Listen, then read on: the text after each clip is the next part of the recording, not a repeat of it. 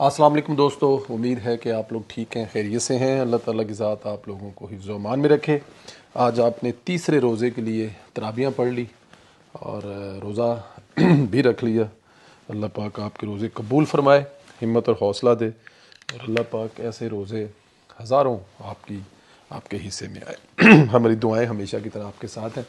इससे पहले कि ज़रा वीलो की तरफ चलें, आप लोगों से गुजारिश ये है कि जो चैनल है इसको ज़रूर सब्सक्राइब करें, बेल आइकन को प्रेस करें और व्हाट्सएप ग्रुपों में ये वीलॉग जो है वो ज़रूर शेयर करें। कुछ दिन पहले तजवीज़ दी थी, कोई तजवीज़ ना माने तो उनकी मर्ज़ी है, लेकिन हमने ये कुछ दिन पहले तजवीज़ दी थी कि मरियम नवाज़ के लिए एक अलहदा से सेल होना चाहिए जो इनके खिलाफ होने वाले हर तरह के प्रोपोगंडे का जवाब दे और फौरन दे, विद इन सेकेंड दे। मैं मिनट भी नहीं कह रहा, मैं आधा घंटा भी नहीं कह रहा, कि वो बैठे हों कहाँ पर ऐसी नेगेटिव चीज़, कोई ख़बर media, social media, main stream media पे है, उसी वक्त उसी सेकंड में इतने भरपूर तरीके से वो काउंटर हो कि वो देखते रह जाएं और ख़बर वहीं की वहीं दब जाए।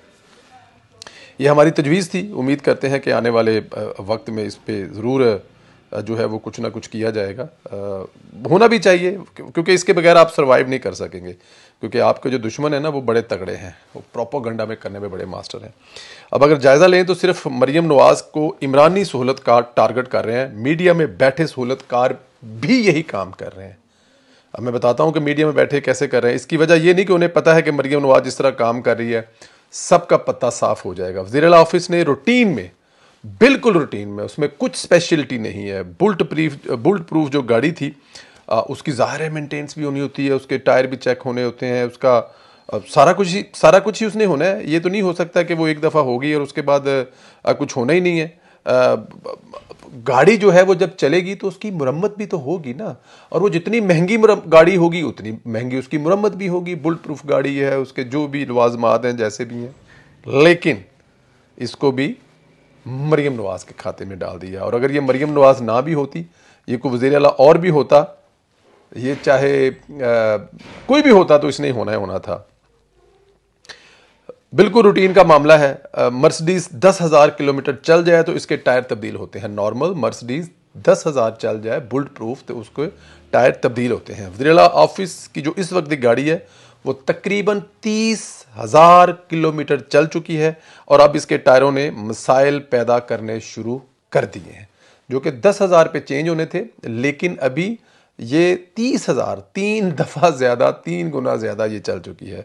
सिक्योरिटी का मामला है, ऐसी गाड़ी वज़ीर आला के लिए सिक्योरिटी रिस्क भी हो सकती है, इसलिए ज़रूरी है कि इसके टायर तब्दील हों, दीगर जो चीज़ें मुरम्मत होनी चाहिए वो मुरम्मत हों। अब इस मामले को मीडिया पर और सोशल मीडिया पर इमरानी सहूलतकारों ने उठाना शुरू कर दिया।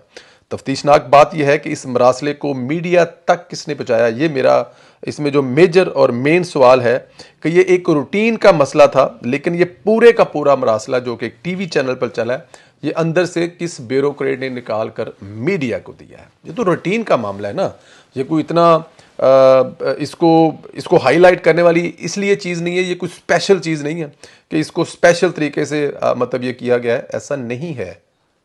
लेकिन इसको स्पेशल बनाया गया, तो इसका मतलब है सहूलतकार और अमरांडू आपके आगे पीछे बैठे हुए हैं, आपके महकमों में बैठा हुए हैं, तो होना ये चाहिए, पता ये लगना चाहिए कि ये लेटर पूरे का पूरा निकाल के किसने दिया है और इसको इस रूटीन के मरासले को बढ़ा चढ़ा कर कौन से ब्यूरोक्रेट में इसने अपना हाथ किया, इसका पता लगना चाहिए।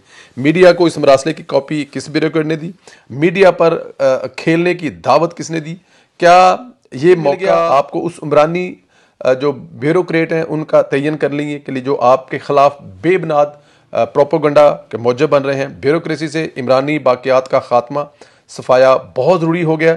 अगर नहीं करेंगे ऐसा तो फिर ऐसे प्रोपोगंडे आपका पीछा करते रहेंगे, दूर तक करेंगे, बिल्कुल नहीं छोड़ेंगे। ऐसी फेक खबरें आपका पीछा करती रहेंगी, आप इनकी तरदीद करते करते थक जाएंगे। बेहतर होगा आप एक तगड़ा फेक न्यूज़ के खिलाफ कानून भी लेके आ जाए, जो कि बहुत ज़रूरी है। आप पंजाब में लेके आए, मरकज़ वाले लाते हैं ना लाएं, पंजाब में लेके आए, जो पंजाब में ऐसी चीज़ हो आप पकड़े, आप जाएं, उस पर करें जो करना है। दूसरा बड़ा प्रोपोगंडा ये हुआ कि मरियम नवाज़ ने पहली हेलीकॉप्टर से आने का फैसला किया।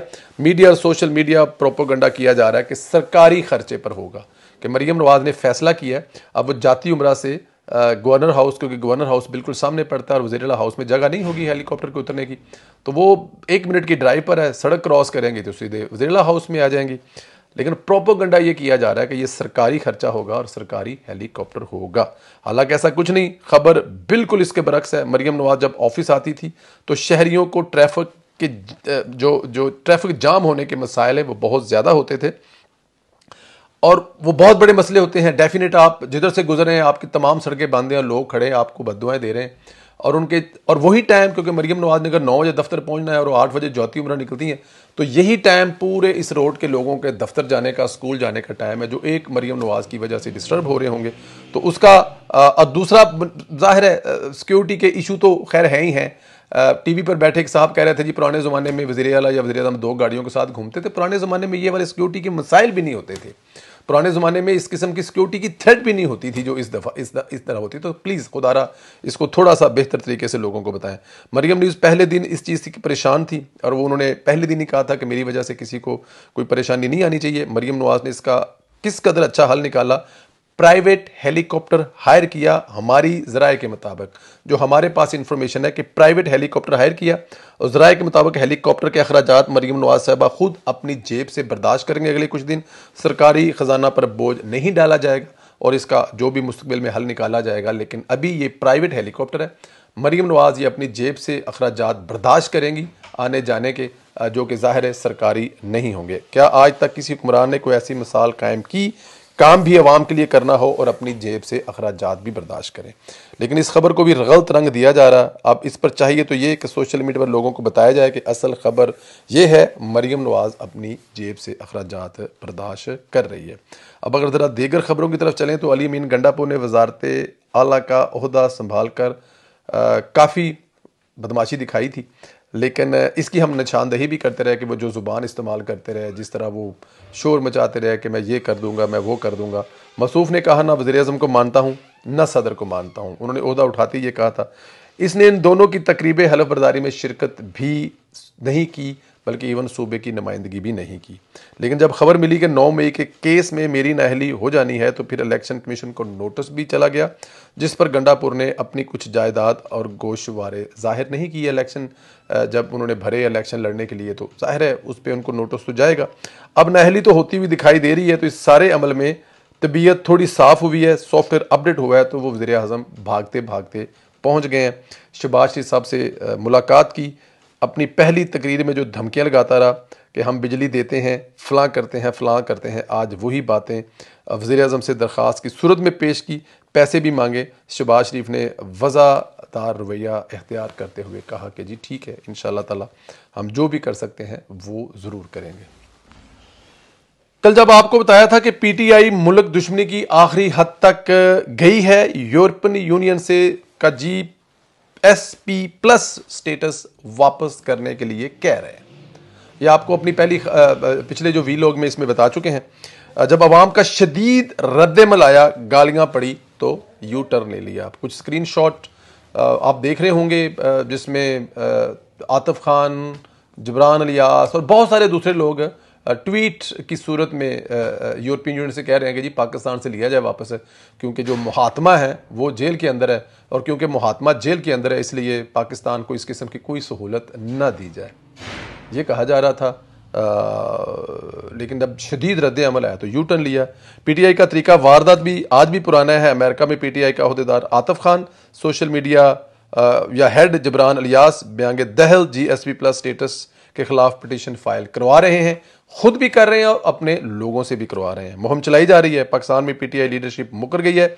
हमने कि ऐसी कोई मुहिम नहीं चलाई। इस मुहिम से तो अजहारे तलकी भी कर दिया है। फिर लगे हाथ मुहिम लीड करने वालों से जो है वो उन्होंने ये भी कहा है कि हमारा उनसे कोई तल्लक भी नहीं है। किससे तल्लक नहीं है? जो उनके पूरे सोशल मीडिया को चलाते हैं, जबरान अलियास और ये वो सारे जो, उन्होंने कहा जी साढ़े तो मतलब लगते ही कुछ नहीं होता, नहीं कौन ने कंजर कौन नहीं मरण दफा होन खसमा नु खान साडा की तल्लक होंदे नाल। ये पता है आपको, इमरान खान साहब और उनकी पार्टी का वतीरा है कि जो मतलब कि मुकरना होवे ते नाल ही कह दो जी कौन किथे कदों, तो तस्वीर ही 2 नंबर साढ़े नाल बनी हुई है।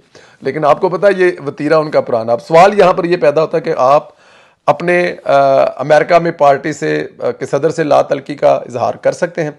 सोशल मीडिया हेड जो इमरान खान का फेवरेट है, प्यारा है, इससे इजहार ला तलकी कर रहे हैं, ऐलान कर रहे हैं, ना कि फिर हमारा इन दोनों से कोई तल्लक नहीं और फिर अवाम आपकी बात भी मान ले।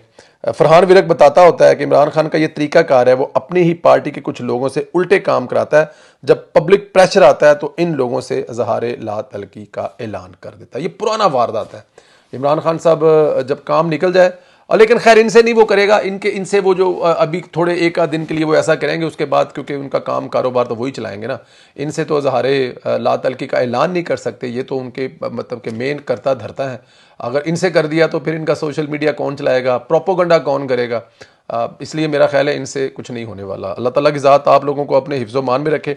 अल्लाह ताला की ज़ात आपके रोज़े भी कबूल फरमाए। हमारी जो गुजारिश हमेशा यही होती है कि चैनल को ज़रूर सब्सक्राइब करें, बेल आइकन को भी प्रेस करें, व्हाट्सअप ग्रुपों में इस वीडियो को ज़रूर शेयर करें और ज़रा सवाल का जवाब ज़रूर दें कि ये गंडापुर की तबीयत कैसे साफ़ हुई है, क्या जो उसको नोटिस गए हैं और क्या उसकी वजारत उज़्मा जाती हुई नज़र आई है तो भागता भागता पहुंच गया है, या कोई और वजह है। आपके ख्याल में इसकी वजह क्या हो सकती है, जो कल तक ना तो सदर की तकरीब में शामिल हुआ ना वज़ीर-ए-आज़म की, लेकिन अचानक पहुंच गया आज पैसे मांगने के लिए शहबाज शरीफ साहब के पास। अपना बहुत ज़्यादा ख्याल रखें। अल्लाह ताला की ज़ात आपको अपने हिफ्ज़-ओ-मान में रखे। मुझे इजाज़त दें। खुदा हाफ़िज़ दोस्तों।